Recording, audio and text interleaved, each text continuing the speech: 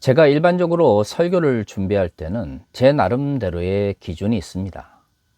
제가 생각하는 좋은 설교 또한 그 좋은 설교의 본보기로서 뭔가를 많이 전달하려고 하죠. 그러다 보니까 아무래도 주말에는 설교 준비를 위해서 많은 시간을 투자하게 됩니다. 물론 평일에는 제가 경희대라든가 여러 곳에서 강의를 해야 되고, 또 저도 경제적인 생활을 해야 되기 때문에 평일에 많은 시간을 투자해서 설교를 준비하면 좋긴 하지만 여건이 그렇게 좋지는 않습니다. 그러다 보니 아무래도 주말에 많은 시간을 투자할 수밖에 없는 것이죠. 더구나 아시는 분은 다 아시겠지만, 제가 인천에 있는 새소망교회 그루밍 성폭력 피해자들과 함께 예배를 드리면서 목회를 한 지도 벌써 4년이 되어 가기 때문에, 사실 평일에 제 생활을 영위하면서 또한 주말에 두 설교를 준비하려고 하다 보면 여러 가지로 시간이 부족할 수밖에 없습니다. 그럼에도 불구하고 뭔가 신학적으로도 어느 정도 수준이 있고, 또한 성서를 비평하거나 성서를 해석함에 있어서도 뭔가 합리적인 증거를 대기 위해서 많이 노력은 하고 있습니다. 글쎄요, 그 노력들이 얼마만큼 이 설교를 듣고 또한 이 예배에 참여하시는 분들에게 전달되는지는 알 수 없지만, 그럼에도 불구하고 어떻든 저에게 있어서 설교란 굉장히 중요한 소명이자 사명으로 다가올 수밖에 없는 것이죠. 그런데 말이죠, 때로는 설교를 준비하다 보면 설교의 내용 그 자체보다 오늘날 우리가 살아가고 있는 이 현실이 너무나 안타까워서 그 현실을 비판하거나 그 현실에 대해서 함께 무언가를 환기하는 것에 더 목적을 두게 되는 경우도 있습니다. 이번 주에 제가 들은 소식 중에 하나가 저의 설교를 그런 식으로 이끌어 갔던 것 같아요. 10월 27일에 200만 성도들이 모여서 예배를 드리고 또한 찬양 집회를 한다라고 하는 광고가 요즘 SNS에서 여기저기에서 볼 수 있습니다. 아니, 예배를 드리고 또한 여러 성도들이 모여가지고 하나님을 찬양하는 것 참 좋은 일이죠. 하지만 소위 10월 27일 200만 성도 집회에 대해서 굉장히 부정적인 인식을 가지게 된 것은, 이들이 내걸고 있는 포스터와 홍보 문구가 엄밀히 말해서 하나님 나라의 가치를 담아내지 못한 채 돈에 대한 욕심이나 혹은 정치적인 이 속에 더 집중되어 있기 때문입니다. 아직 그 홍보 포스터를 못 보신 분도 계시겠지만, 저는 최근에 굉장히 이 포스터를 많이 보고 있는데요. 포스터를 보면 10월 27일 악법 저지를 위한 200만 성도 집회, 이렇게 이야기를 하고 있습니다. 하지만 홍보 문구를 보면 200억 모금에 더 집중되어 있는 것이죠. 홍보에는 건강한 가정을 위한 것이다, 혹은 남북 통일을 위한 것이다 라고 홍보를 하고 있지만, 결국 이 집회의 목적은 뉴라이트적 역사관에 기반해서 하나님 나라에 대해서 왜곡된 인식을 전파하고, 또한 사회적 소수자들의 문제를 혐오와 차별의 문제로 전환하려고 하는 인식이 강하다는 것을 알 수가 있습니다. 참으로 안타깝죠. 외형적으로는 종교 집회의 형식을 띠고 있지만 실질적으로 이 집회는 극우 기독교 세력의 정치적인 이데올로기를 전파하기 위한 하나의 집회인 것을 알 수가 있습니다. 물론 좋습니다. 우리는 자유민주주의 시대를 살아가고 있고요. 대한민국은 그 민주화를 위해서 오랫동안 투쟁해 왔던 사회이죠. 그렇기 때문에 그리스도인이든 아니든 자신의 정치적인 견해를 공적 영역에서 표현하는 것은 좋습니다. 오히려 자신들이 뉴라이트를 지지하며 사회적 소수자들에 대한 혐오와 차별을 기반으로 교회를 성장하기를 원한다라고 대놓고 이야기를 한다면, 그것이 잘못된 이데올로기임에도 불구하고 어떤 자유민주주의 체제 속에서 그들의 의견을 밝히는 것이다 라고 이해해 줄 수도 있습니다. 하지만 이들 역시도 자신들이 믿고 있는 바가 부끄러웠는지 뉴라이트와 사회적 소수자에 대한 혐오와 차별을 종교적 용어로 포장한 채 200만 성도 집회라고 홍보를 하고 있는 것이죠. 그 집회를 홍보하거나 혹은 참여한다라고 말하고 있는 교회나 목사님들을 들어보면 대단히 유명한 교회나 목사님들이 많습니다. 스스로를 보수주의자 혹은 보수 기독교라고 이야기를 하지만 실질적으로는 근본주의에 경도되어 있는 분들이 대부분이죠. 그러면 여기서 한번 좀 생각해 보아야 합니다. 왜 그들이 이토록 200만 집회에 집착하는 걸까요? 사실 자신을 드러내기를 좋아하고 다른 사람들 앞에서 우월한 존재인 것처럼 보여지기를 바라는 대형교회 목사들의 성향상 실질적으로 200만 명이 모여서 집회를 할 가능성은 없습니다. 그들 역시도 그것을 알고 있고요. 그럼에도 불구하고 홍보 문구나 포스터에 200만 성도 집회라는 걸 강조하는 것은 그것이 마치 하나님 나라의 보편적 가치를 대표하는 듯한 착각을 주기 위한 것이죠. 하지만 200만 명이 모이느냐 모이지 않느냐보다 더 중요한 것은 이들이 종교의 정치 도구화를 가속화하고 있다고 하는 것입니다. 정치신학적 입장에서 자유민주주의 체제 속에서 그리스도인이든 비그리스도인이든 자신의 정치적 견해를 표현하는 것은 당연히 존중받아야 합니다. 하지만 소위 200만 성도 집회의 문제점은 자신의 정치적인 견해를 공적 영역에서 자유롭게 표현하는 문제가 아니라 정치적 견해나 정치적 집회를 종교적 이름으로 포장하고 있다고 하는 것이죠. 칼 슈미트의 독재론이나 정치신학에 대한 비판에서 출발한 정치신학 혹은 기독교 정치윤리는 이러한 종교와 정치의 혼합을 인정해서는 안 됩니다. 더더구나 마치 20세기 독일의 나치 시대처럼 기독교가 정치적 이데올로기에 경도되어서 도구화되어진다면 그것은 정치적 성향을 떠나서 분명히 비판하고 거부해야 하는 것이죠. 사실 만약 교회에서 이런 식의 종교와 정치의 혼합 혹은 종교의 정치 도구화를 강요하면서 또한 그것이 하나님의 뜻이라고 말하는 목사가 있다면 공동체에 참여하고 있는 이들은 이 문제를 심각한 신학적 문제라 생각하면서 공론화해야 됩니다. 만약에 그럼에도 불구하고 그 교회나 그 담임 목사님이 그 문제를 계속 왜곡된 방향으로 끌고 간다면 그 교회에 참여해서는 안 되는 것이죠. 때로는 그러한 교회를 떠나는 것이 하나님 나라의 가치를 위해서 더 나은 결정일 수도 있는 것입니다. 그렇다면 왜 지금과 같은 시점에서 이러한 극단적인 형태의 집회 혹은 종교적 선동이 난무하게 될까요? 제가 보기에는 소위 말하는 대형교회 혹은 근본주의 교회들이 위기감을 느끼고 있기 때문입니다. 한국 교회에 대한 비판은 오래전부터 있었습니다. 그럼에도 불구하고 양적인 성장이라고 하는 명목 하에서 그러한 것들을 무시해왔죠. 하지만 2020년부터 본격화되었던 코로나 팬데믹 이후 한국 교회는 그러한 팬데믹이 사라졌음에도 불구하고 물량적인 측면에서 회복을 하지 못하고 있습니다.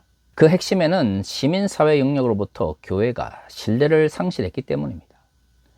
대형교회 세습이라든가 유명 목사들의 성폭력이나 성범죄들이 반복되어지고 종교적 위기에 의해서 헌금을 남용하는 일들이 반복해서 나타나면서 한국 교회는 시민사회 영역으로부터 완전히 신뢰를 상실하게 되었습니다.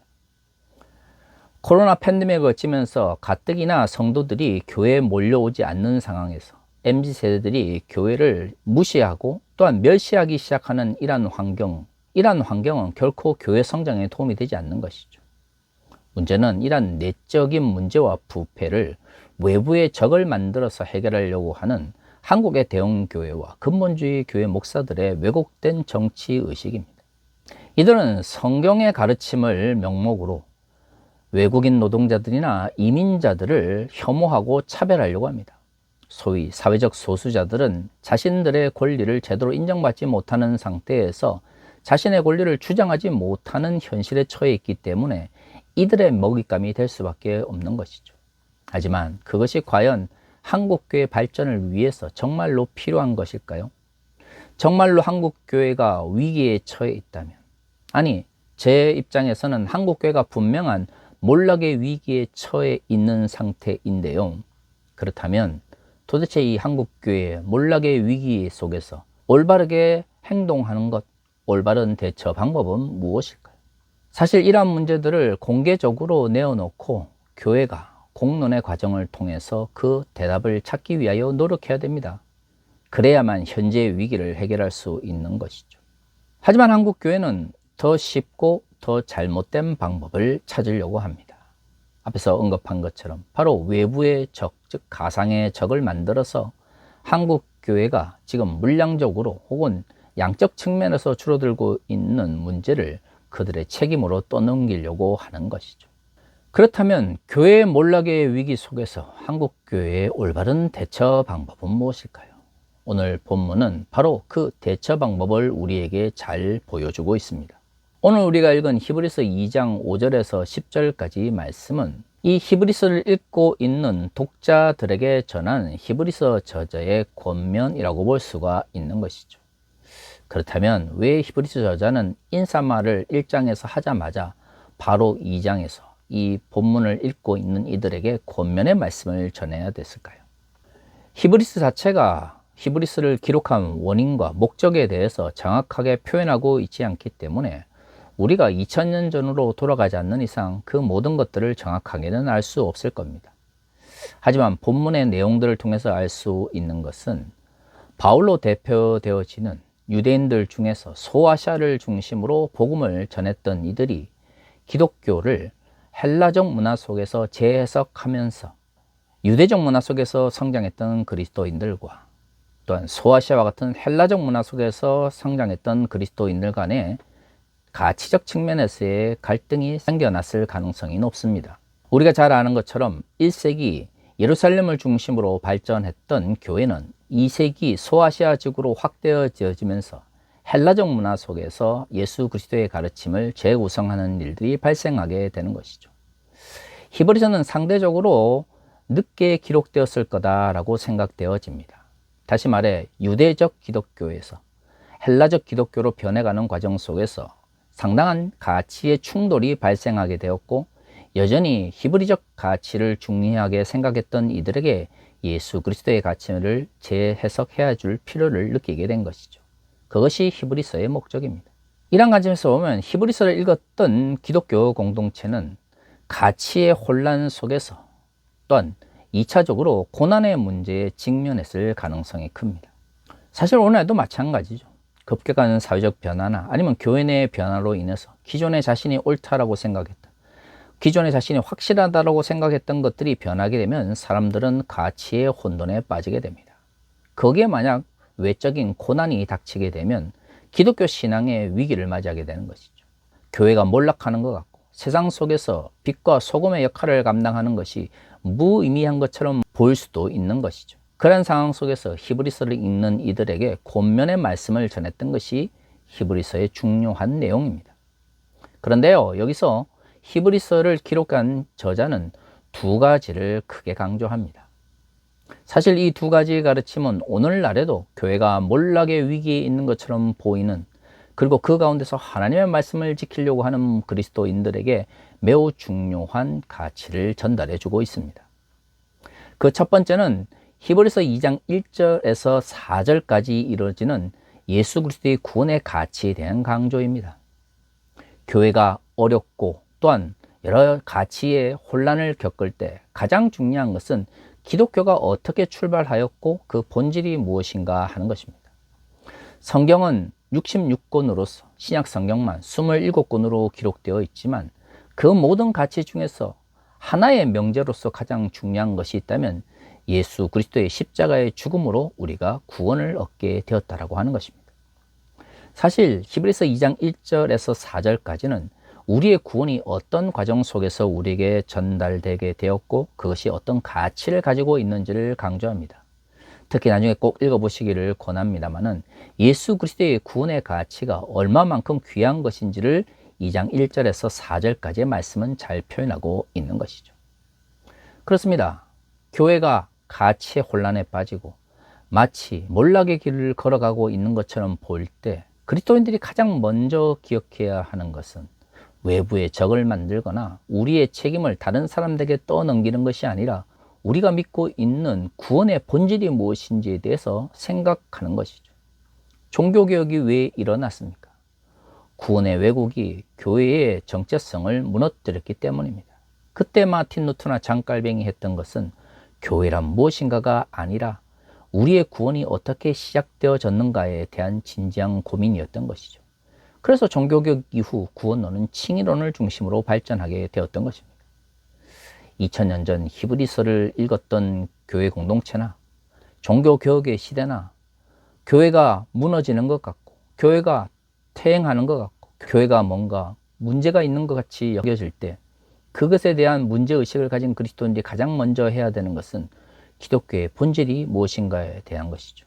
두 번째가 바로 오늘의 본문에서 이야기하고 있는 것처럼 현실의 고난을, 미래에 대한 희망을 되새김으로써 극복해 나가는 것입니다. 오늘의 본문을 잘 살펴보면 1절에서 4절까지 말하고 있는 예수 그리스도의 그 귀한 구원의 가치가 어떻게 우리에게 전달되었는지를 말하고 있습니다. 히브리서의 저자는 예수 그리스도의 그 귀한 가치가 예수 그리스도의 고난을 통해서 우리에게 전달되었는데요. 그 고난은 하나님이신 그분께서 천사보다도 낮은 위치에 있으면서 완전히 하나님으로서 영광을 누리지 못하고 있는 가운데 우리에게 주어졌다라고 말을 하고 있습니다. 하지만 그렇다고 해서 하나님께서 예수 그리스도를 천사보다 못하게, 사람들보다 더 못한 자리에 계속해서 두시는 것이 아닙니다. 그분은 부활하셨고 영광의 왕으로 다시 오실 것입니다. 예수께서 자신의 영광을 잠시 내려놓으신 것은 결국 우리에게 구원을 베푸시기 위한 것입니다. 그래서 히브리서의 저자는 예수 그리스도의 고난과 낮아지심을 강조함으로써 그리스도인들에게 지금의 고난이 미래의 영광을 위한 하나의 과정임을 강조하고 있는 것이죠. 그렇습니다. 고난이 닥쳐오고 교회가 몰락의 위기에 서 있는 것처럼 보일 때 그리스도인들이 기억해야 되는 것은 우리가 직면해 있는 고난과 어려움이 아닙니다. 이것은 우리의 구원의 과정으로서 미래의 영광을 위한 하나의 필연적인 과정인 것이죠. 이처럼 고난이나 정체성의 위기와 같이 교회가 몰락의 위기에 서 있는 것처럼 보이는 그러한 순간에서도 우리가 기억해야 되는 것은 인간적인 방법이 아니라 우리의 신앙의 본질로 돌아가는 것입니다. 오늘날 한국교회처럼 코로나 팬데믹과 또한 교회의 내적인 부패로 인하여 발생하고 있는 교회의 몰락 현상을 외부의 적을 만들어서 해결하려고 하는 것은 정말로 그리스도인들이 피해야 하는 것입니다. 그것은 신학적으로나 신앙적으로나 그 어떤 경우에도 정당화될 수 없는 죄악인 것이죠. 그런데 그것을 오늘 한국의 대형교회와 근본주의 교회들은 마치 하나님의 뜻인 것처럼 포장하면서 너무나 당당하게 저지르고 있습니다. 이러한 현실 속에서 그리스도인들은 기독교의 본질적 가치를 중심으로 신학과 기독교 윤리를 정립함으로써 잘못된 것을 잘못되었다 비판하며 이러한 죄악에 저항해 나가야 하는 것이죠. 물론 쉽지는 않습니다. 왜 그토록 한국의 대형교회들과 근본주의 교회들이 물량주의에 빠져 있겠습니까? 그것이 당장은 뭔가 힘이 되는 것 같고, 특히 종교적 위계를 중요하게 생각하는 목사들의 경우는 그것이 곧 종교적 권력인 것처럼 여겨지기 때문입니다. 하지만 하나님의 나라는 단 한 번도 종교적 위계나 권력을 통해서 전파된 적이 없습니다. 교회가 종교적 위계나 권력에 의존하려고 하면 할수록 교회는 타락하고 몰락의 길을 걸었고요. 비록 그것이 작고 때로는 숫자적 측면에서 얼마 되지 않는다 할지라도 기독교 신앙의 본질과 우리의 가치의 본질을 찾으려고 노력하는 이들을 통해서 하나님의 나라는, 아니 교회는 지금까지 이 땅 위에서 하나님 나라의 가치를 선포할 수 있었던 것이죠. 사랑하는 성도 여러분, 한국 교회가 지금 몰락의 길에 서 있습니다. 근본주의 교회들이나 대형 교회들은 이것을 인정하고 있지는 않지만 결국에 이런 식으로 왜곡된 방식으로 잘못된 길로 계속해서 나아간다면 한국 교회는 필연적으로 멸망하게 되거나 종말을 맞이하게 될 것입니다. 한국 교회의 파국 앞에서 미래를 바라보며 하나님 나라의 가치를 외치는 이들이 꿈꿔야 하는 것은 양적으로나 물량적 측면에서의 영향력이 아니라 미래를 준비하는 그리스도인들이 하나님 나라의 가치를 올바르게 붙들고 있는지, 신앙의 가치를 올바르게 이해하고 있는지를 생각해야 하는 것이죠. 지금부터라도 왜곡된 한국 교회의 길을 비판하며 하나님께서 원하시는 하나님 나라의 가치를 선포하는 그리스도인으로서 이 땅을 살아갈 수 있기를 소망합니다. 다시 기도하겠습니다.